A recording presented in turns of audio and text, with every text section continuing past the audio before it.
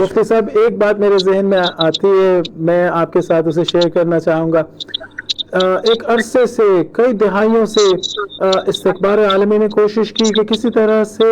اہل سنت، اہل تشیع، یہی جو بریلوی، دیوبندی، اہل حدیث، شیعہ، یہ آپس میں لڑتے رہے، آپس میں الجھے رہے، اور ان کی دہائیوں کی انویسٹمنٹ اب انہیں ضائع ہوتے ہوئے نظر آ رہی ہے۔ کبھی کبھی بیٹھ کے سوچتا ہوں، جب رسول خدا صلی اللہ علیہ وآلہ وسلم ہم لوگوں کو دیکھتے ہوں گے کہ ہم لوگ متحد ہیں، جب صحابہ رسول خدا کے دیکھتے ہوں گے کہ مسلمان متحد ہیں، جب اہل بیت علیہ السلام دیکھتے ہوں گے ہم لوگوں کو کہ ہم لوگ متحد ہو گئے ہیں، تو کتنا اچھا لگتا ہوگا انہیں، کیا احساسات ہوں گے۔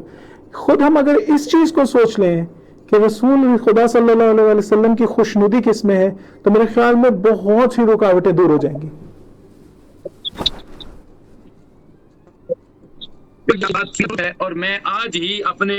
جو میرے ہاں مفتی بن رہے ہیں ان کو میں ایک درس دے رہا تھا، تو میں نے ان کو کہا کہ ایک حدیث ہے کہ ایک شخص اللہ کے نبی کی خدمت میں حاضر ہوا،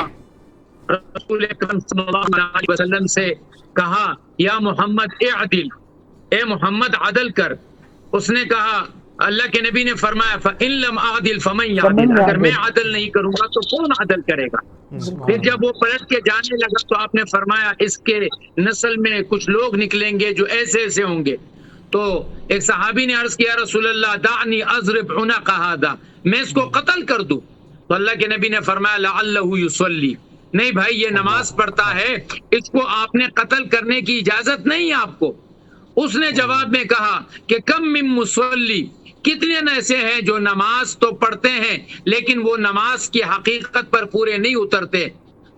تو اللہ کے نبی صلی اللہ علیہ وسلم نے ایک عجیب بات فرمائی، آپ نے کیا فرمایا؟ انی لم عمر ان انق فی قلوب الناس، مجھے اس بات کا حکم نہیں ہے کہ لوگ کے سینے اور دلوں کو چیر چیر کے کہوں وہ سچ بول رہا ہے کہ جھوٹ بول رہا ہے۔ میں آپ کے ظاہر پر آپ کلمہ گو ہیں، آپ نمازی ہیں، آپ اللہ کی وحدانیت کے قائل ہیں، رسول کی رسالت کے قائل ہیں، قرآن کے حقانیت کے قائل ہیں، آپ میرے سر آنکھوں پر مسلمان ہیں۔ آپ کا باطن کیا ہے؟ نفوض سرائرہم الی اللہ، آپ کا باطن آپ کے اللہ کے حوالے ہے۔ تمام مسلمان میرے بھائی ہیں، مجھے اس بات کا حکم نہیں ہے کہ میں ایک ایک کے دل کو چیر کے دیکھوں، ایک ایک کے اندر گھس کے دیکھوں، ایک ایک کے زبان پکڑ پکڑ کے اس سے اقرار کراتا رہوں، نہیں نہیں نہیں نہیں، مجھے صرف اس بات کا حکم ہے کہ جو کلمہ گو ہے اس نے اپنی جان کو، اپنی عزت کو، اپنے مال کو مجھ سے محفوظ کر لیا۔